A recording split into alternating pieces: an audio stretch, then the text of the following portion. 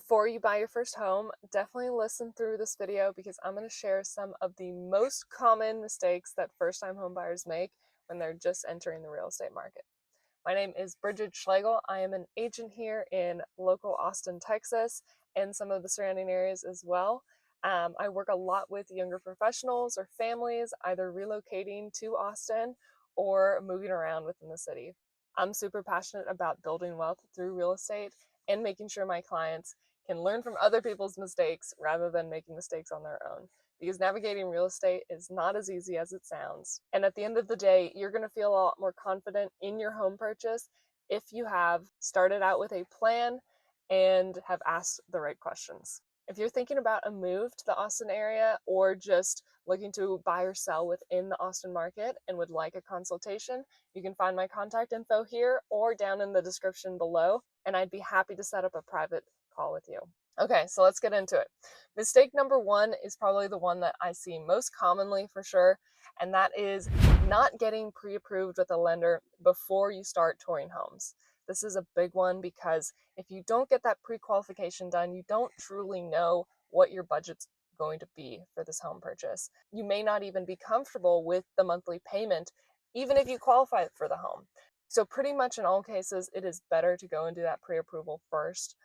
That way you have a great idea of what type of price point you should be looking for in the first place, and your expectations are always going to be more in line with that.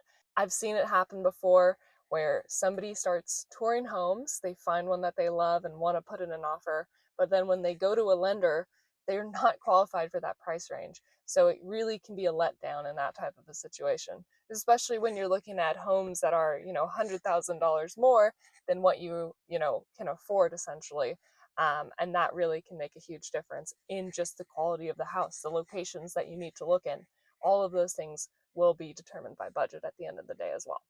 Another good reason just to get a pre-approval done before is, again, once you find that home that you love, you don't want to sit on it, right? You want to make sure that you're not missing out because somebody else also loves that home. So it's really helpful to just have it ready in your back pocket. So when you do want to put in an offer, you've got that streamlined, and then you can really focus on making sure the offer is as strong as possible. Mistake number two is not fully understanding all the costs involved in buying a home.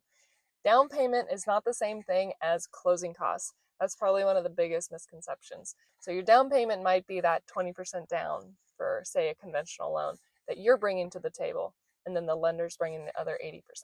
Now that's all just covering the sales price. And then you're also going to have some other costs. There's title, there's insurance, there's agents, there's inspections. You also have to pay for moving costs. Sometimes you're paying for repairs after you've moved in. There's all these different costs that you gotta think about, ask questions about, and just prepare for well in advance. Mistake number three, and this is a little bit more of a long-term mistake, but not really considering all of your long-term needs or possibilities when buying a new home. And I say this just because in Austin's market in particular, we're seeing this very often in areas of mostly new construction, but homeowners who bought and are trying to sell too quickly, either in 2 to 3 year spans. Sometimes people end up having to sell their home before then. In that time span, it's very hard to make back your money, let alone have true appreciation enough to cover all of the expenses of selling a property, because selling can be expensive too. So what I mean is thinking about your long-term needs. Is this home purchase something that you are ready for and expecting to hold on to for maybe 5 years or longer? Or is there a possibility that you're going to be moving within a year or 2 years? Oftentimes it has to do with work. Is this home located in an area that you can commute comfortably and not, spend hours and hours in the car, of course? Is it the right school zone? Do you have kids that are too young for school but are going to be going to school in a few years? Does that school zone fit your needs in the chance that you'd like to stay? These are all just bigger questions that you can ask your key decision makers, family, whoever's part of that home purchase. But making sure that this home doesn't just suit your immediate needs, but also some of your long-term needs. Those are usually the home purchases that I've seen go the smoothest, and they're not sellers that are having to lose money a year later when they're deciding to resell. Mistake number 4 might sound a little silly, but just expecting to find the perfect home. In many cases, the perfect home just does not exist. You can buy new construction, you could build your own home, and there's probably still going to be things that you wish you had done differently at the end of the day. The house is probably going to meet most of your needs, if not all of your needs, but it may not fit all of your exact wants. The good news is that if a house meets, say, 80% of your core needs, then most likely your wants can be added later. So just making sure that you have that expectation in mind that the perfect home is not going to be as easy to find, if at all possible to find at all, but making sure that you have very good clarity on what your wants versus your needs. You know, what are those deal breakers that you have to have or that you definitely don't want to deal with? That's going to help guide you in your home search a lot easier than just, making sure that you check off 100% of your boxes. Because in that case, you're going to be looking for quite a long time.